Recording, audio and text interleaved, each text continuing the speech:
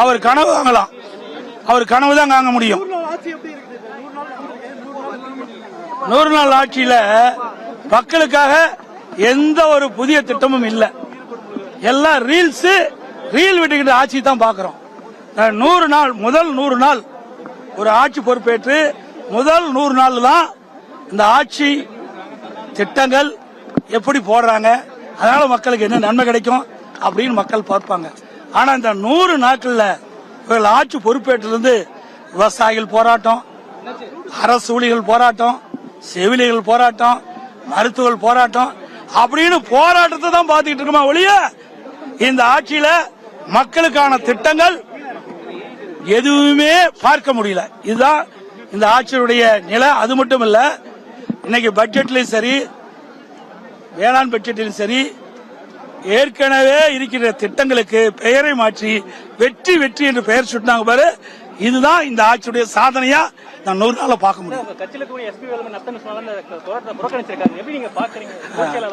அதாவது திருமணத்துல சீப்பு ஒழிச்சு வச்சுட்டா திருமணம் தடைப்பட்டு போயிருமா?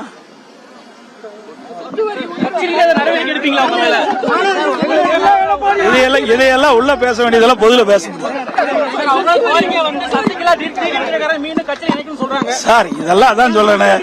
இது இன்றைக்கு கூட்டம் வேற, அதை பத்தி கேளு. இதுதான் ஆரம்பம். இன்னும் பாருங்க எவ்வளவு வரி உயர்த்த போறாங்க. இந்த அரசாங்கம் அமைத்த பிறகு சொத்து வரி உயர்த்திட்டாங்க. நீ எந்தெந்த வரியெல்லாம் உயர்த்துவாங்கன்னு பொறுத்திருந்து பாருங்க. ஏன்னா கடன் அதிகமாயிட்டது. இந்த பட்ஜெட்ல இதுக்கு முழுமையான விளக்கம் இந்த அரசாங்கத்தில் அளிக்க முடியல. இன்றைக்கு அரசு ஊழியர்களுக்கு ஏற்கனவே இருந்த திமுக அரசாங்கம் இடைக்கால பட்ஜெட் போடும்போது அந்த அரசு ஊழியர்களுக்கு ஓய்வு திட்டம் அந்த நிதி ஒதுக்கீடு செஞ்சாங்க.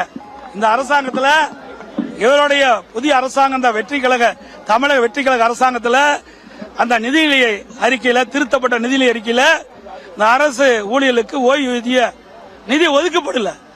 இது மாதிரி பல பிரச்சனை. இந்த அரசாங்கம் இப்போ ஆட்சி பொறுப்பேற்று 3 மாசத்துல 20,000 கோடி கடன் வாங்கியிருக்கிறாங்க.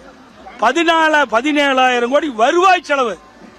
அப்படின்னா இந்த அரசாங்கம் எப்படி செயல்படுறது நீங்களே எண்ணி பார்த்து.